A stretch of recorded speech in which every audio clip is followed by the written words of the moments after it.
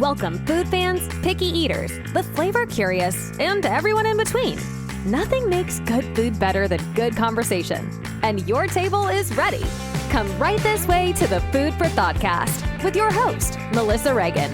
But you can call her Chef. All right, let's get this episode started.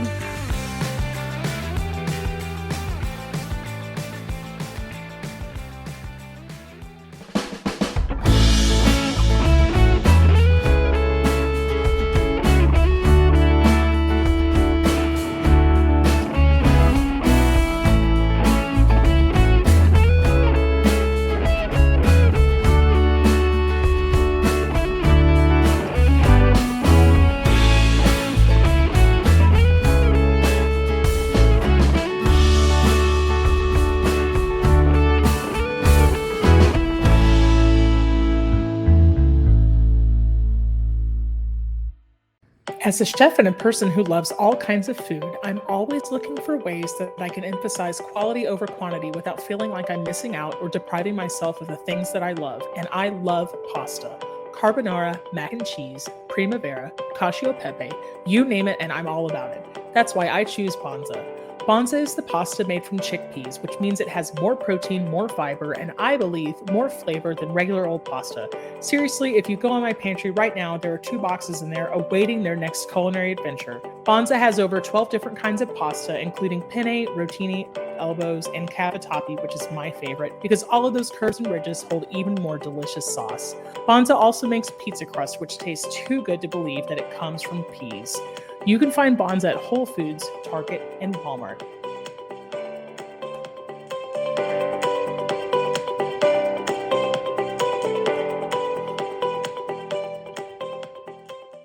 Hey there, food fans. Welcome back to the Food for ThoughtCast with me, your host, Melissa Reagan, and my co-host with the most, Chef Steven Gonzalez. What's up, Steve? Hola y bienvenidos al este podcast. And welcome to the podcast. ¿Dónde está la biblioteca? Yes. Yeah. I like it. How's it going, man? I'm good. And yourself? I'm doing excellent. I see that you're representing French barbecue. Yeah.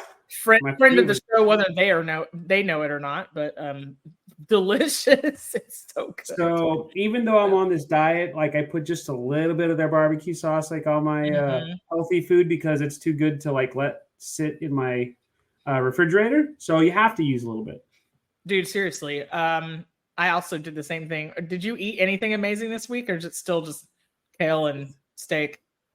It's still just like chicken and kale. And I mean, and so you would think, okay, well, you're a chef, you know how to make it good. But the caveat is you can't use all the stuff that you normally like to use, which like a seasoning may contain stuff that you shouldn't have, things like that, Yeah.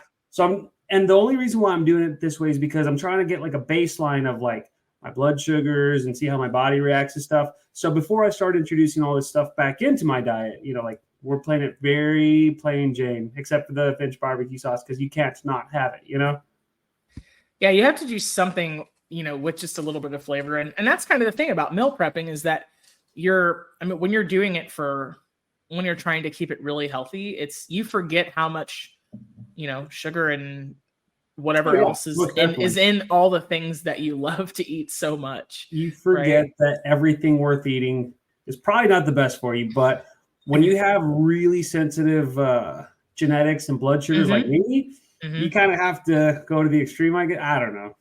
Yeah, I know. I mean, I totally get that. What did they say when we were in culinary school? Fat equals flavor. That's not true.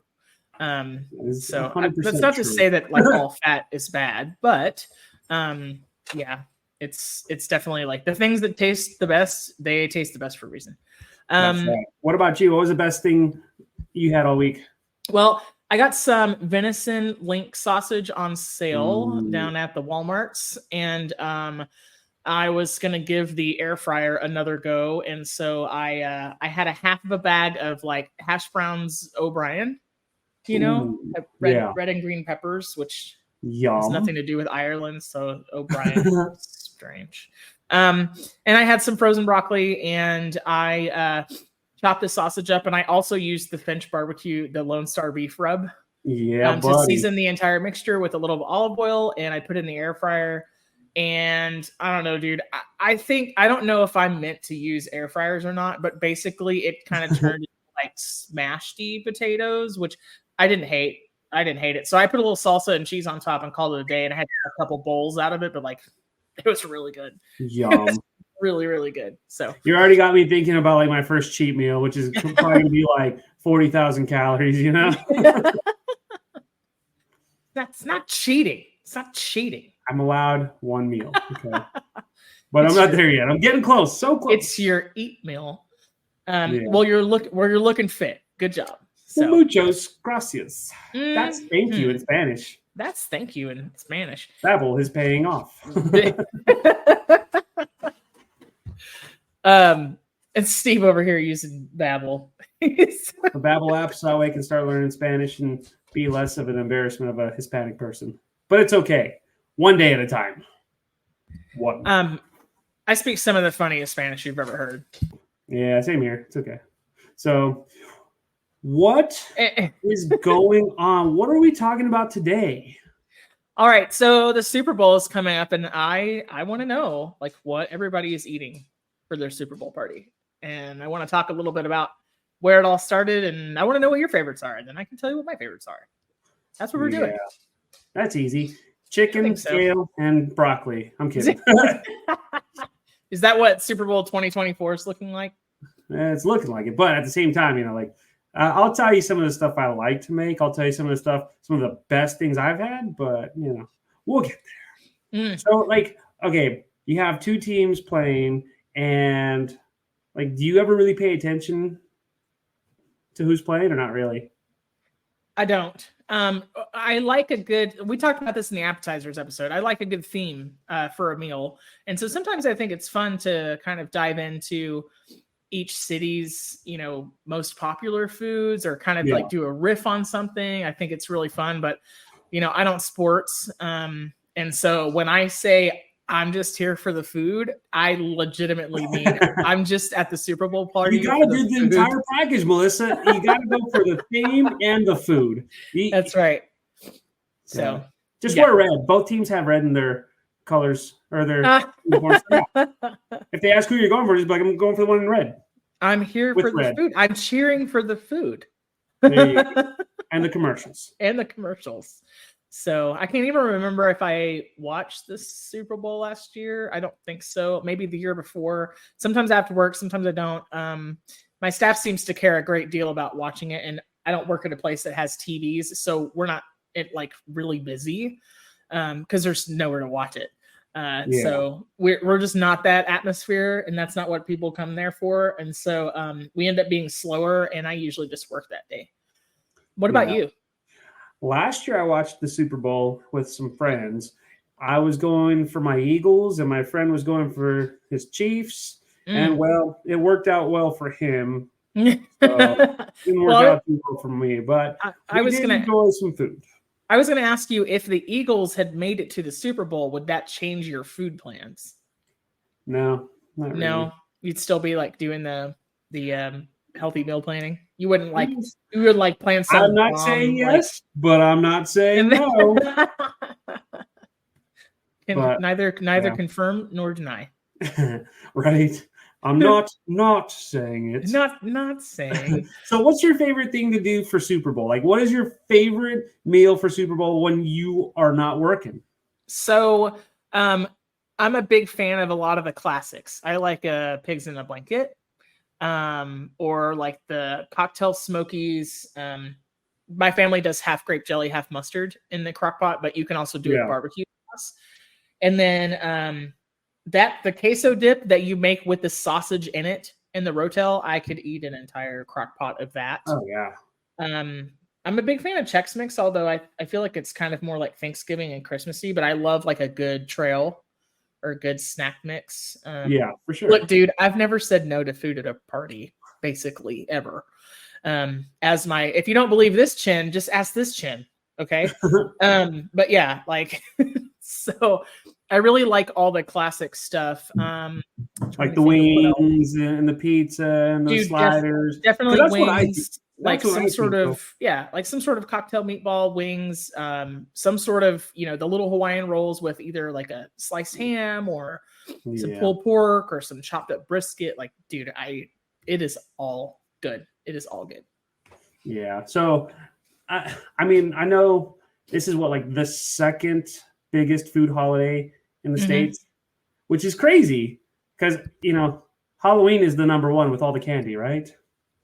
But I think no, I mean, like it's insane to think like people prefer food for this. I would think like Christmas would be like a very close second to Thanksgiving, but Super Bowl, I mean, in all fairness, yeah, totally. That and 4th of July, like those are the big ones in my opinion. What about you? What do you think would be the second biggest food day, like instead of Super Bowl? What should it be?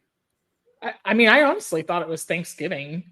Thanksgiving is the number one, right? Thanksgiving. So the second one, sorry. I wouldn't have picked, I don't know if I would have picked the Super Bowl, but it makes a lot of sense. Oh yeah, big time. It makes a ton of sense. Yeah, I mean, I like all the finger foods. I like all the dips. Even the veggie tray, like I will throw down. I just need there to be continuous food entertainment so that I don't have to watch the footballs. Fair enough. I'm just saying. I would just say. Yeah. Let's see. So I think growing up, we always just barbecued stuff like that. You know, fajitas, the usual. That was like always our get-togethers. Like a cookout. Yeah, exactly. And then as I got older, it quickly went to like pizza and chicken wings. And I think that's still a staple for me because it's just like, it's not only is it comforting, but it's like tradition, you know, like how can we get the best pizza and the best wings? Who makes the best pizza and the best wings? Well, stuff even like that, you know? Even just the food being the tradition that you're used to is comforting in and of itself, even though it's not necessarily what you might call like quote unquote comfort food, right? Right. Like I 100%.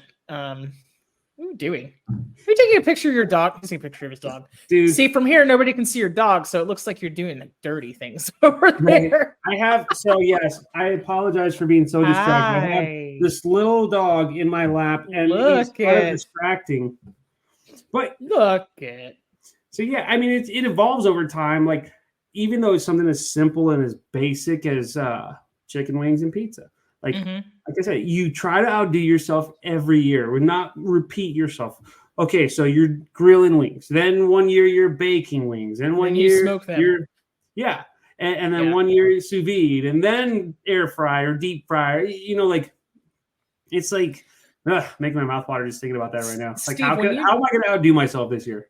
When you do pizza at your house, do you have like one of the little pizza ovens, or do you just use like what's your preferred? I mean, I just kind of use my oven because I don't have a pizza oven or a pizza stone or anything like that. So I make do with what I got. Yeah, I didn't know if you had like maybe like one of those little outdoor setups. You know what I'm talking about? They look like a little chimenea, but it's like So you're gonna laugh at me when I tell you this. I had a chance to get like one of those uni pizza ovens for like sure. I think it was like $200 or something like that. And I thought that's too expensive, even though it's like on sale or whatever. Maybe I can get a little bit cheaper, and then it sold. So I was like, damn it, I should have gotten it. I blew it. Otherwise, I would be making like awesome pizzas too, you know?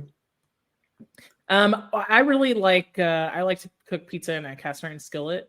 I have a pizza stone too, but the pizza stone, quite honestly, it usually ends up being for like bread or cookies.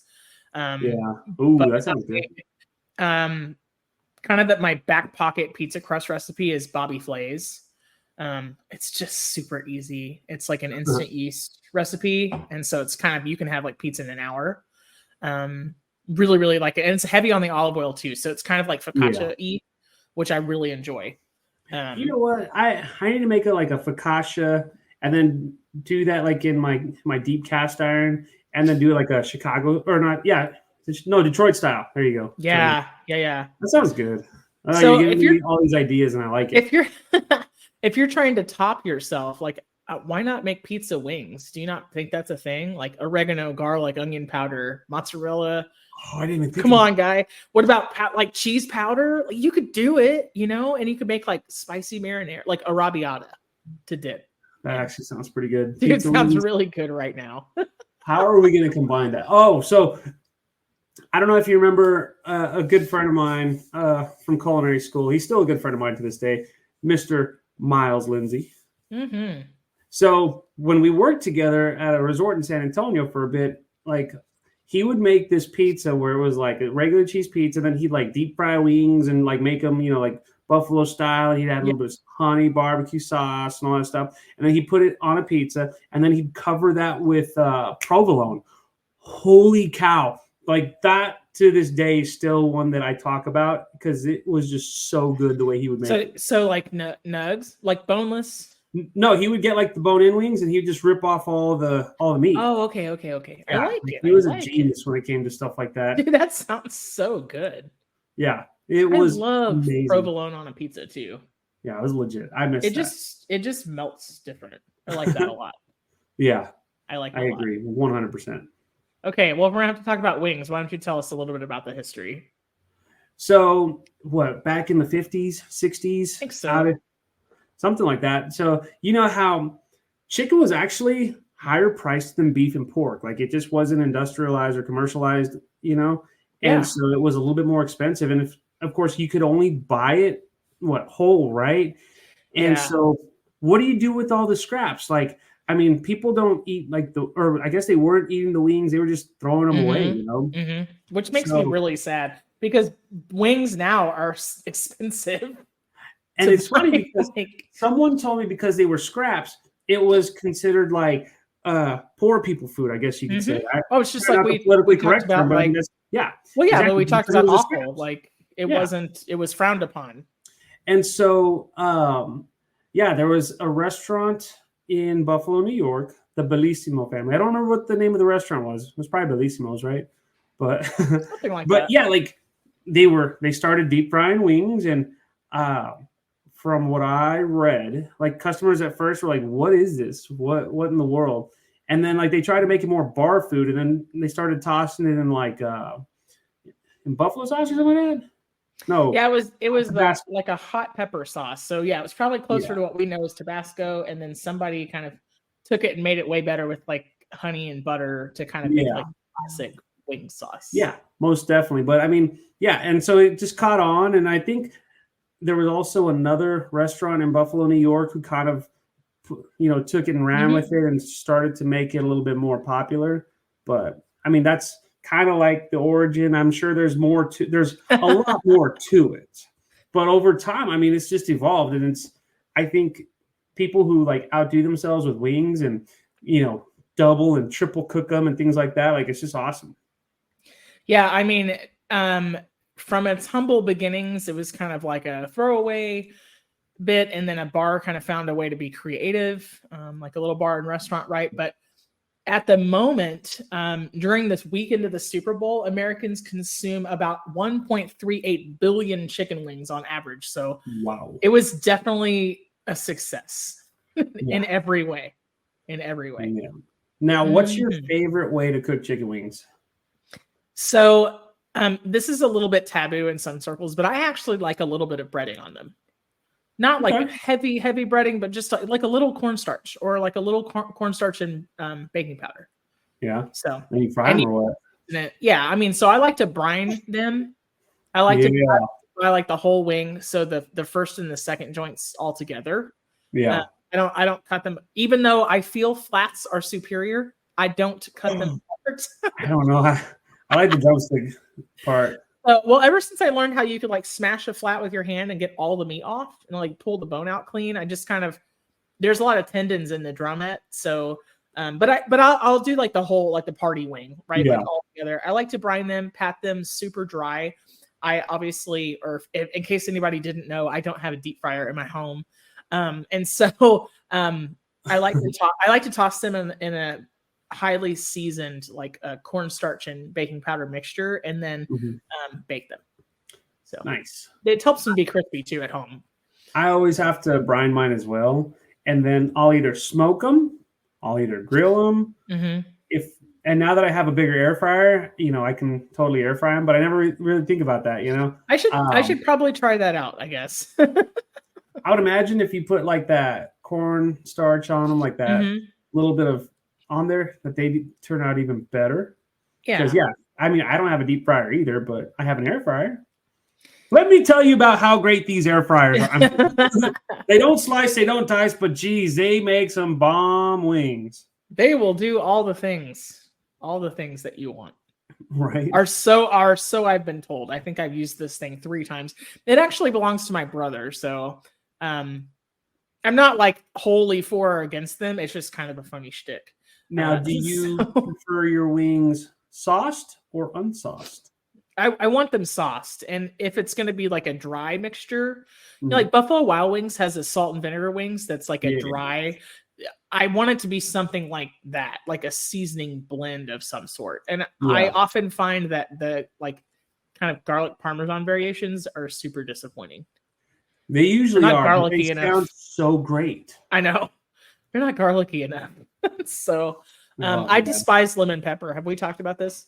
No, tell me about your hate and disdain for lemon pepper. It got super popular in the 90s, and my grandma would put on everything. And we even had like you know the couscous you can buy in the rice aisle that's like dry in the box, like Far East, I think, or Near East is like the brand name. They had lemon pepper couscous at one time, and Steve, like, it's really no shade to my grandmother. I loved her to death, and she was a lovely lady, and she could cook really well.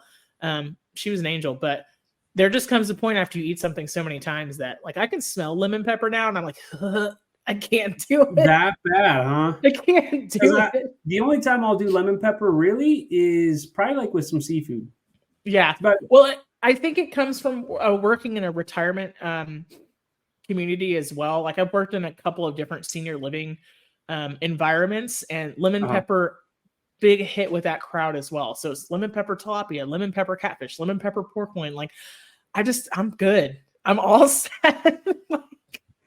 So yeah, it sounds like lemon pepper is the Cracker Barrel of seasonings. I like Cracker Barrel though. It's not a dog, but at the same time, it kind of is. So I don't blame you if you get mad at me. To retire. Like I like Cracker Barrel a lot. You know, is it the best thing ever? No, it's consistent though. Yeah.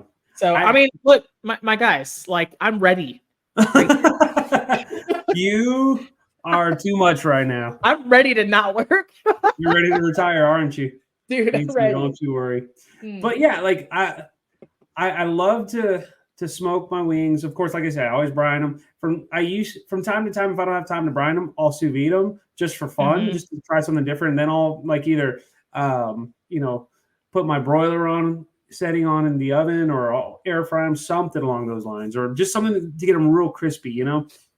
I always like it that way. And of course, a little bit of some barbecue sauce, or like a doctored up barbecue sauce. Now, I have yet to use Finch's barbecue sauce on chicken wings, but I'm sure that alone stands up to everything. They're not paying me to say this, by the way. That's how much I like them. I mean, that's how much I want to be endorsed. No, I'm kidding. If it's good on baked or smoked chicken and everything else, then like it could totally be good on a wing.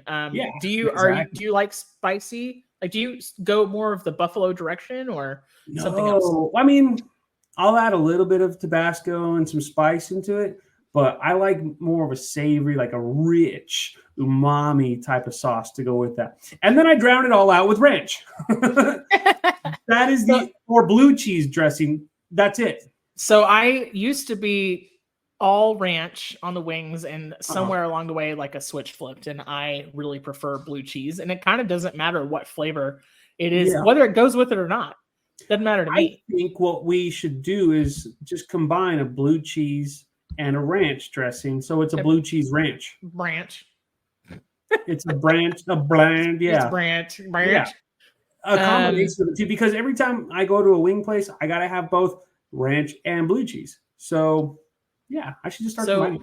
True story. I don't think I'll get in trouble because I don't know that I've lost contact with all but one person who ever worked at this one place with me in Austin. But I used to work at a place in Austin. Their blue cheese dressing would start with a quick pickle shallot in champagne vinegar, but with a ranch packet. And it was kind of like the secret. And then you would crumble like a wheel of Maytag. It was legit. And I used to just eat I would just eat garlic bread dipped in this blue cheese dressing like as a meal. But there is delicious. There is 1,000% something to be said about that buttermilk ranch flavor and blue cheese together. Like it is really good. So It's moving really on, what about pizza? Like if you get a pizza for Super Bowl, what kind of pizza are you eating? Supreme. I like that old school, like it's probably the only instance where I actually eat like green bell peppers in any meaningful quantity is like on a Supreme pizza. They make me a little gassy. So I do like Supreme pizza, You know. but I always find myself picking off the green peppers for some reason. I mean, they're bitter. They're not really meant to, like, if you look around the world in different cuisines, right? Green bell peppers are not really like intended to be cooked. They can go well with fajitas, but they have a bitterness there that, you know, even like Mediterranean cuisine, it's kind of like, these aren't great. Like, if they're bitter because they're like unripe. You know, I really don't care what kind of pizza I get for Super Bowl Sunday. It could be Supreme, it could be pineapple and Canadian bacon for all I care. As long as I have a pizza and it's got a good crust on it and there's a ton of ranch or like that garlic butter that one chain likes to give out, which is delicious. Papa John's for the win. Dude, I'm not mad at that garlic sauce. Like, I just don't. I can't tell you. At least in recent memory, there's not been a Super Bowl party spread that has included pizza. Not in my circles, but I have definitely been near plenty of sporting things where there's been pizza, and I'm a really big fan of the barbecue chicken pizza too. Like a really big fan. Good. Yeah. What about sliders? Like, do you do burgers or sliders or hot dogs or anything like that for Super Bowl? So I think burgers and hot dogs always end up being like 4th of July. Super Bowl, sometimes sandwich tray, I think is like the closest, at least on our end. I did make some, it wasn't anything like extremely special, but my brother doesn't eat condiments. And so I always want to make sure he has something to eat. And so for family Christmas this last year, I did kind of like the TikTok hack where you take the entire package of Hawaiian rolls and you cut them lengthwise. And then I made like Swiss and turkey, like pull apart sliders. Super tasty. So I feel like right now the trend is the smash burgers.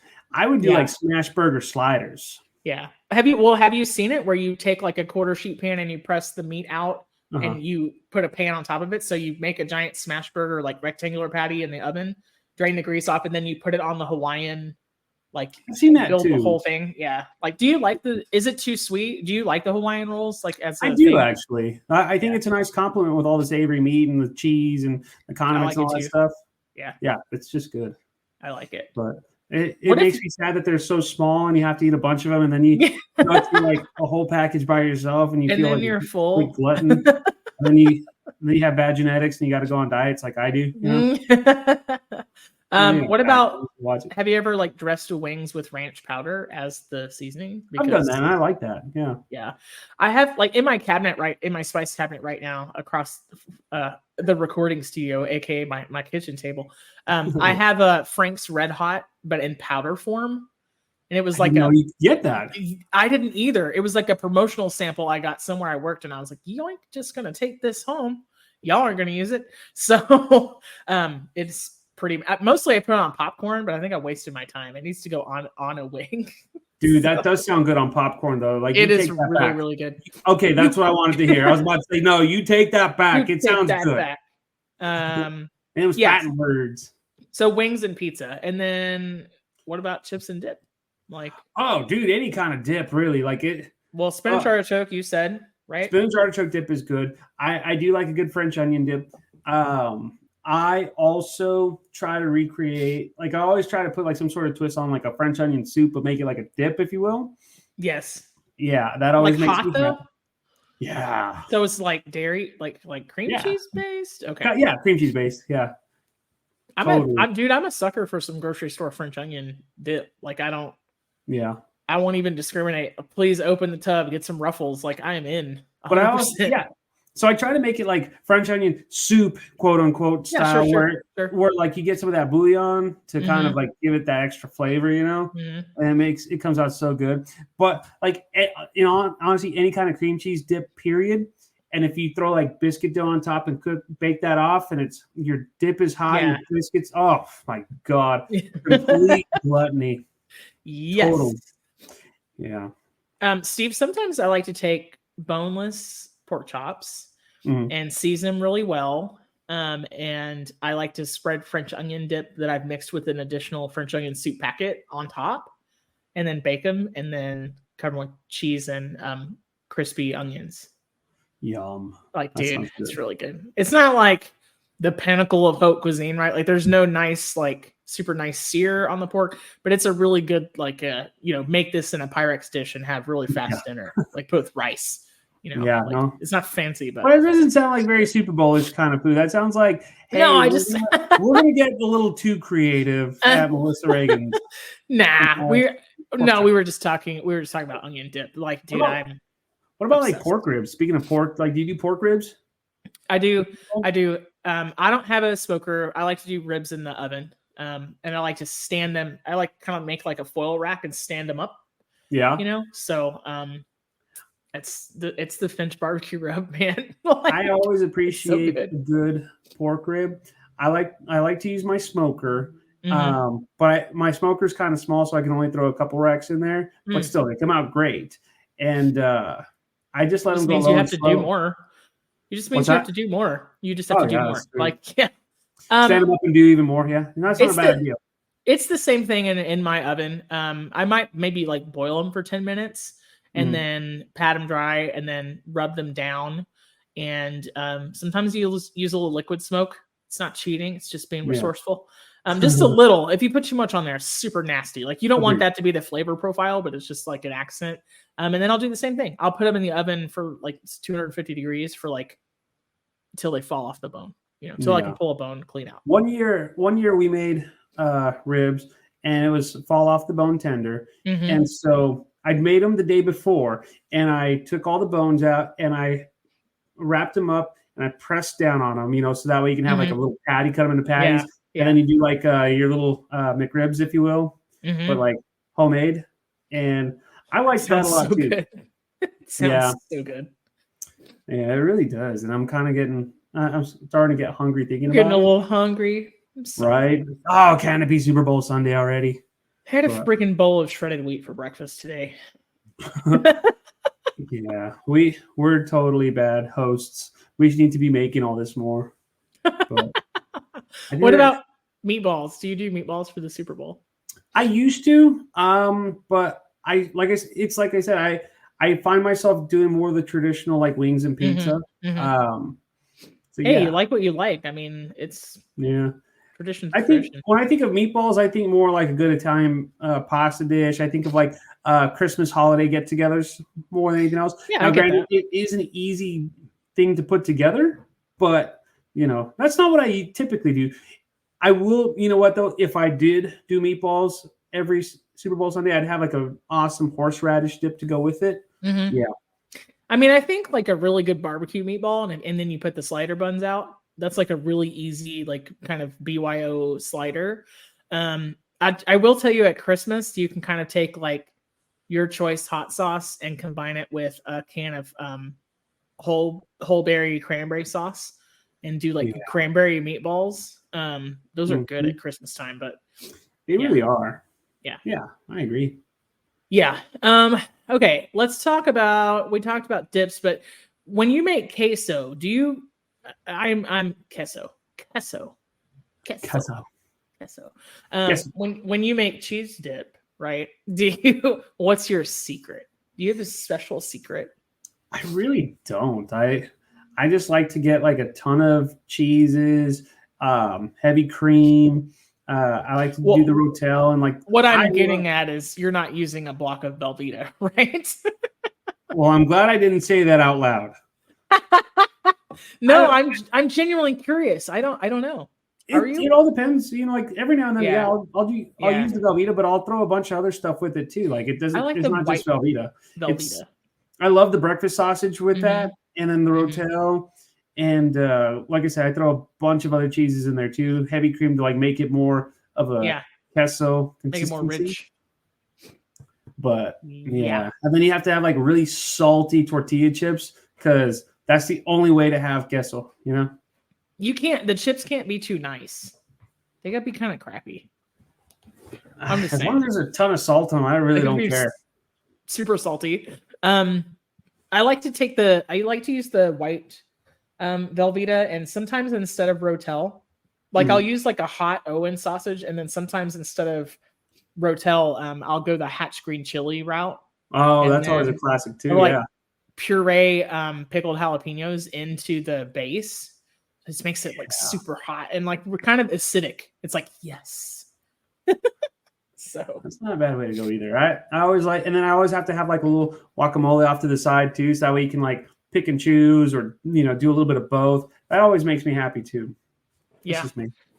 Yeah, I like it. A lot of the times if I'm eating queso out, I'm like, they'll put guacamole in the middle of it. I kind of want them separate. I don't want them together. I don't know. I can see that. And it's just like a warm avocado is a weird thing to me. Yeah. So do you ever do like the pork rinds instead of like the tortilla chips? I've done it before. Like when I did keto, I would. Yeah. Like on and off. There's a restaurant out here that'll do that. Like you get an order of their chicharrones, and they're real crispy. They're fresh. They're hot. They're or like you can hear like all the crackling, and then you put it in your queso and it just kind of melts into it. Oh, yeah, so good. Yeah. I mean, I think those are different than kind of like the Joe's pork rinds you buy at the grocery store. Like for sure, it's like a real crackling. What about, do you just ever do a big spread like veggies and dip like crudité? I really don't think of going like that route, only because I want to just be as gluttonous as possible, and I want people to think like, "Hey, we want to come back." I feel like I need grease. You can't make friends with carrots. If I gave them vegetables, they'd be like, "Steven hates us. He does not really want us here. We will not come back because he served us vegetables." Well, most of the time in this part of the world, there is some sort of veggie tray and stuff. Steven, are you getting a package? I don't know. Hold on. Stand by, y'all. Steven was expecting a delivery while we're recording, so no biggie. No package. All right. We're just closing the door, setting off our dogs. You can't close a door on a dog. The world disappears and everything goes wrong. Yeah. By the way, if you thank your dogs for barking and protecting you, they feel validated, and hopefully it shuts them up a little bit quicker. My dogs are going to continue to feel validated by the 2 meals and cuddles they get every day. So it's going to have to be enough. Right. It's going to have to be enough. Steve, go ahead. I was going to say, so do you ever like combine all your stuff into one giant, like just like a pizza with a wing and like chips and put another piece of pizza on top and do like a sandwich like that? Like just something real. Yeah. No, I can't say that I have, but I will say that all time rules go outside the window during like a Super Bowl party. I will eat at least 8 entrees worth of food and have zero qualms about it. I don't even know how long a football lasts, okay? But I'm like, oh, the food's still out? Great, we're gonna go eat more food. I feel like if we were hanging out and you asked me how much longer, I would probably say halftime. And I feel like he'd be the person to say, "There's more? We're still doing this? It's only halfway done? Jeez." But it would be okay because I would just say, "All right, let's keep eating. Come on." You're not entirely wrong. Like, you are not entirely wrong. But I'm like, oh, is there more queso? Okay, well, y'all be in there with the TV. I'm going to be in here. I'm going to protect this. I'm going to keep it safe. Right. I'm going to keep this safe. Steve, I want to talk to you about some of, some food statistics for the Super Bowl. Tell me some food statistics. Yeah. So we talked about the amount of wings that Americans will consume on average Super Bowl weekend. What about pizza? Where do you think that ranks on like a list of the top Super Bowl snacks?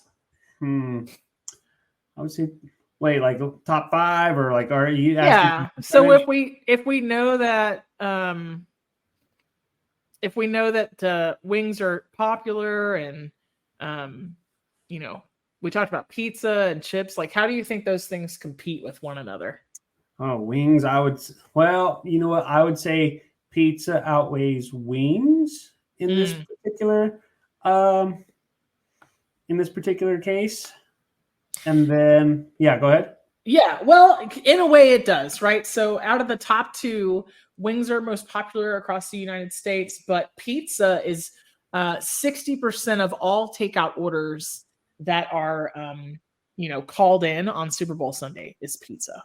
It's the easiest and fastest thing to get to your house. True. So, I feel bad for people who somebody, yeah. joints during the Super Bowl Sunday. Somebody has it right.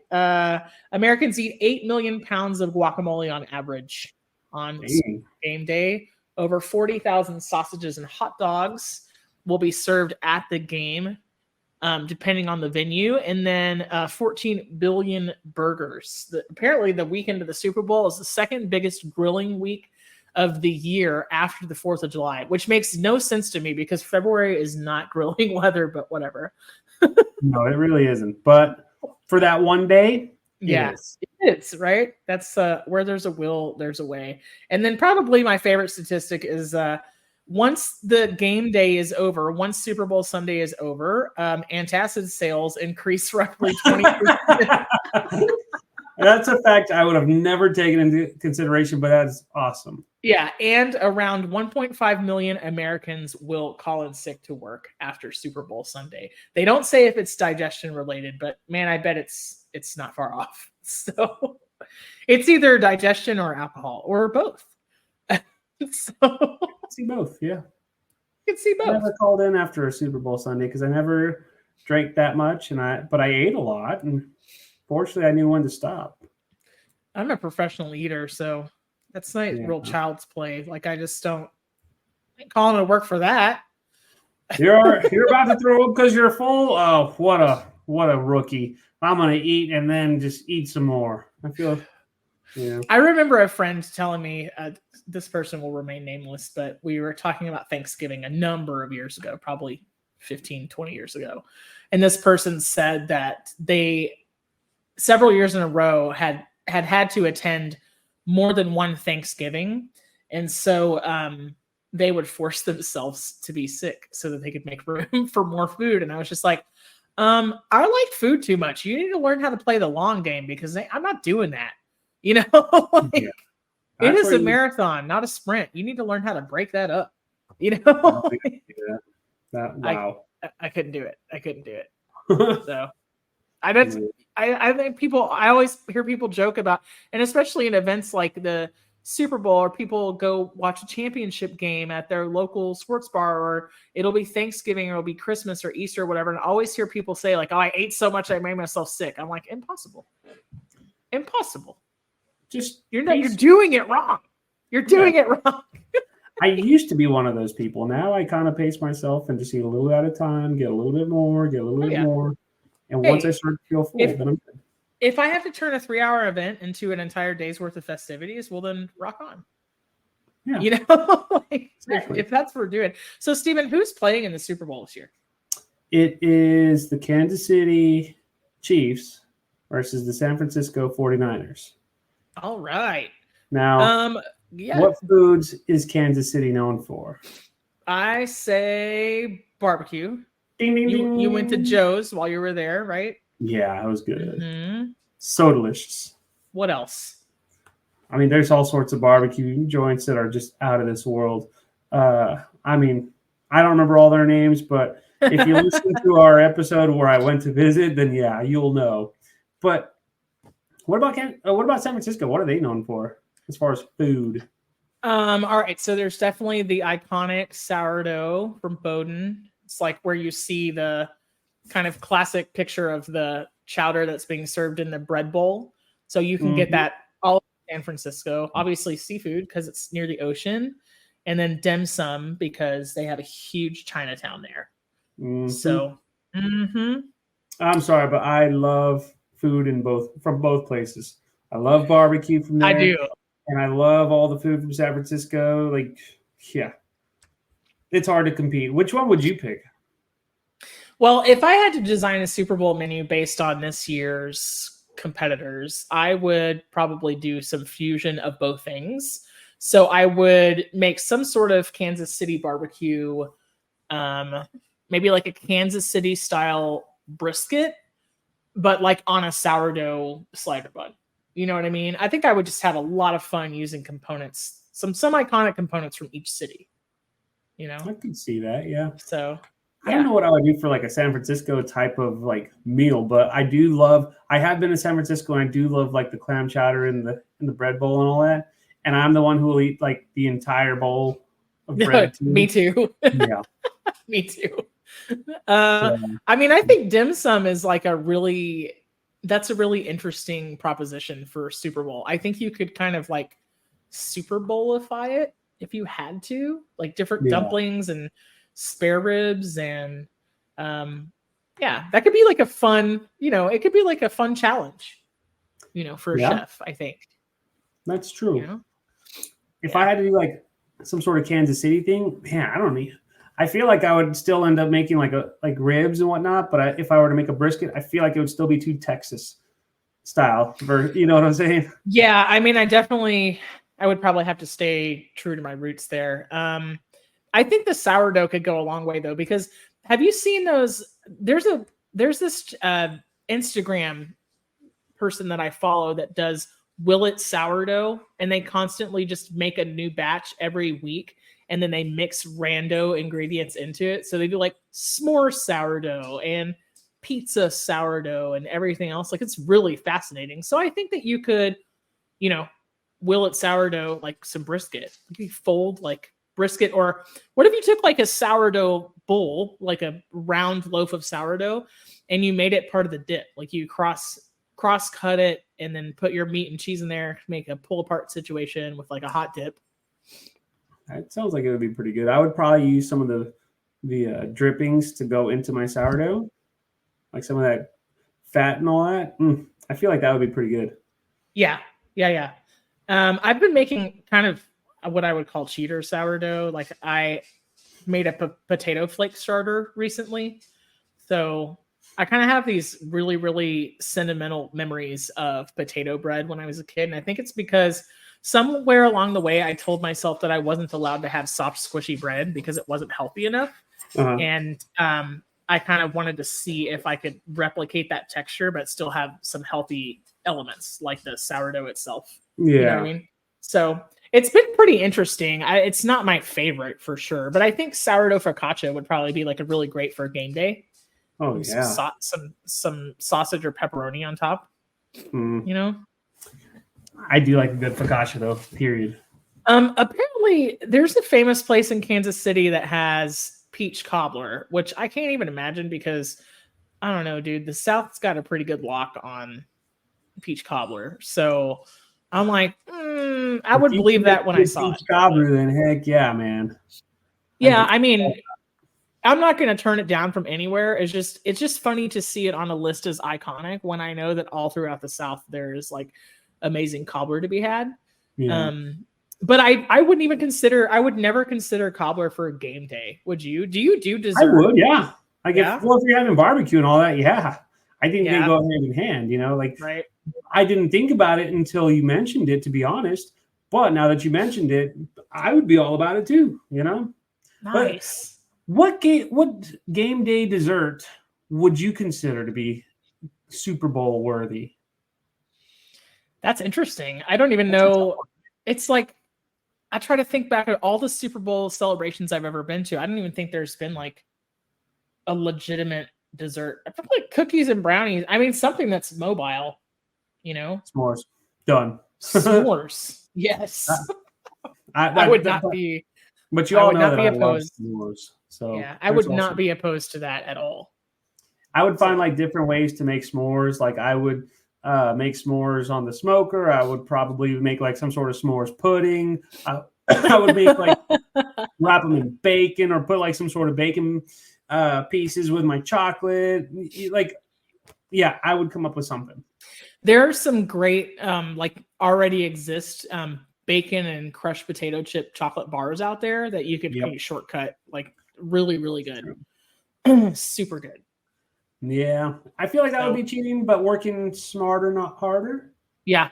Yeah. There would be What is your speaking of bacon, go ahead, and then I have a question. I was gonna say there would be a time where I would eventually, do both. I don't know. But is there a specific type of what? Bacon? I have a question. I have a specific bacon question for you.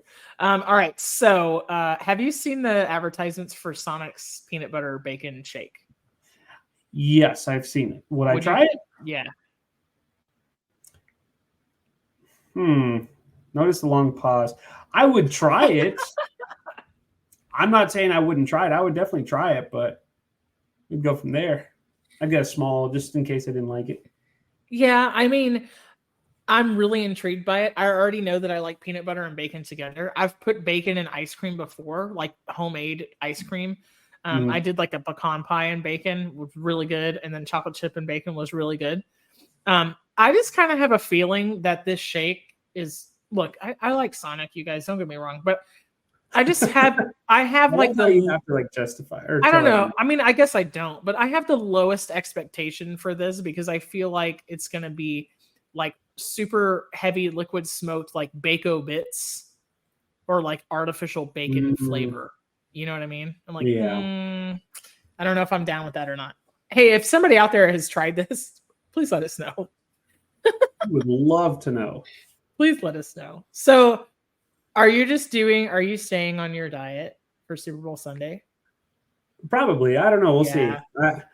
I hope my trainer's not hearing this, but yes. I mean, it depends. Like, we'll see what happens. I still have to work that day, but I get out at 5. So by the time I get back from work and all that's pushing 6, and it's fine, but we'll see what happens.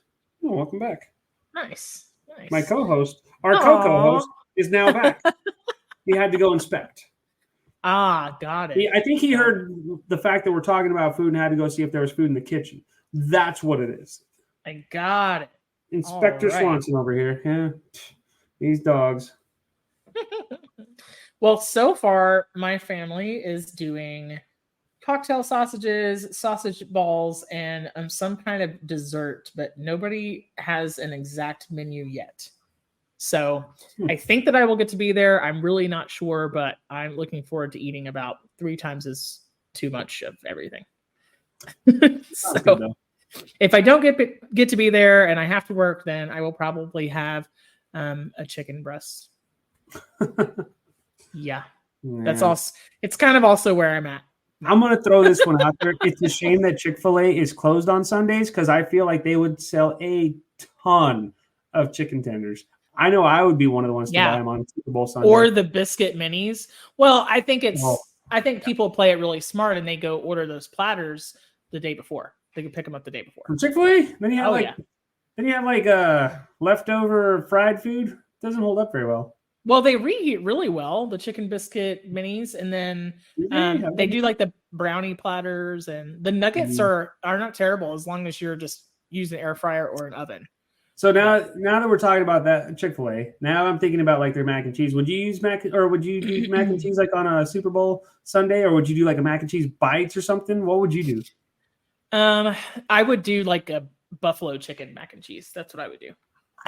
I mean, that sounds legit, and it's with like the blue cheese. But what I would do? I would take it a step further, and then do like mac and cheese buffalo style bites where you deep fry them or air fry them in our case, and then go from there, and then just have like blue cheese dressing. Dude, that sounds so ridiculous. It's a lot of work. I hate those because there's so much work. But I love them because they taste so good. Do you when you make this, right, like this kind of croquette or fritter or whatever, do you go the route of do you scoop it and then freeze the scoops, or do you like press it into a sheet pan and like freeze that and then peel the paper off and slice it? What I've typically done is I'll just make my mac and cheese like really, really thick, and I'll do it on the sheet pan to where like it'll set up a little bit quicker. Right. And then I'll probably, bread it, batter it, deep fry it, or air fry it, or whatever the case is. I love it. I remember, I think I'd had it before then, but I remember watching Alton Brown do that and thinking that it was just kind of genius. And he put a lot of hot sauce on his, and the man is very brilliant and he's a good human. And I just remember like being kind of awestruck the first time I saw him do that. But he made like the triangles. He kind of cut it out of like a half sheet pan, and then you get more out of it. Alton Brown, I hope you're listening. # please don't cancel us. I'm kidding. God, it's copyrighted. # we love Alton Brown. Oh yeah. So yeah, and then you know what would be a good dipping sauce? What's that? Tabasco blue cheese dip with a lot of garlic. Like, yes, just basically everything that would give you like yuck mouth, if you will. I'm in. Yeah. I'm 100% in. Dude, this week, we were talking about last week about possibly stuffing an olive and frying it. And well, at the time this comes out, I think it'll be like 2 weeks ago, but we'll see. Not really sure. But anyhow, if anybody listened to the last meals episode, we were talking about stuffing an olive, maybe with feta cheese or blue cheese, and deep frying it. You guys, I found a dirty martini dip somewhere on Instagram. I have to go back and see where I found it, but it's like a combination of all the best things. It's like feta, cream cheese, blue cheese in the food processor with the olive brine, and then you serve the thinly sliced olives on top, and you eat it with pita chips, and like, stop. I have to go. I'm going to go buy that stuff right now. Even tell us where we can find you, right? Yeah, let's seriously. wrap it up. I could probably eat my weight in any kind of green olive and cream cheese combination. I'm just saying. Agreed. Black olives for me. But I'm going to go eat a yogurt and an orange because sometimes being an adult really sucks. Right. Steve, where can we find you on the internet? What are you up to? I am starting my food journey with, like I said, eating healthy, but like I'm still trying to make videos so that way, because it's fun for me, and it's my outlet of artistic expression. I don't know. Anyways, but yeah, find me on social media. Chef Steven Gonzalez on Facebook, Chef Stegon's on Instagram, X, and TikTok, and talk food on chefstevengonzalez.com. So, I refuse. I'm not going to call it Twitter because X is stupid. I saw some older pictures that you post. So if anybody's not following Chef Steven on either one of his pages on Facebook, you're missing out, because he will cycle through a bunch of food that he's made before. It might be new content, it might be old content, but it always looks amazing. Like there was a picture of dumplings you posted maybe last night or the night before that just looked incredible. Or maybe it was like pierogies, or I don't know, whatever it was, but looking at it made me really hungry. So, I know. I was like, those are good. I was like, there goes Steve again with his food pictures. I know. I have to remind myself, like, this is why you're a foodie, because it's so good. Because it's this is why you got into the chef industry. Yes, because it's so amazing. I will tell everybody I did come out of dry January unscathed, and I drank a half a Negroni on February 1st, and that was it. I drank half of it and was like, no, thank you. Iced tea is just fine. And so, yeah, I don't know. It was fine. I slept so well during January that I don't miss it. Actually, I'm not saying I never will again, but it'll just become like more special occasions. One from time to time is okay. It's moderation. Yeah, just moderation. Nothing wrong with So where can we find you on social media? So y'all can find me /us at the Food for ThoughtCast on Facebook and Instagram. We got 2 new Facebook followers this week. Thank you so much to the both of you. We continue to post links to the YouTube videos, and they're getting views, which is amazing. So thank you so much, everybody out there who listens or watches or does both. And we always love to get the feedback from the listeners. So Steve, dude, enjoy the Super Bowl this weekend. It's going to be amazing. Yeah, you too. Have fun. Yeah. I hope you don't have to work too late. All right. I hope so too. Take care. Steve, we got to go. Bye. Bye. That's a wrap for today. Until the next episode of the Food for ThoughtCast, make good food, eat good food, share it, and be kind to one another. Thanks so much for listening today. You are part of what makes us special, and we are so glad you joined us. Don't forget to rate, subscribe, and leave a review. Just like food, delicious podcasts are better when you share them with others. Come back for seconds wherever podcasts are served, and we'll catch you in the next episode of the Food for ThoughtCast.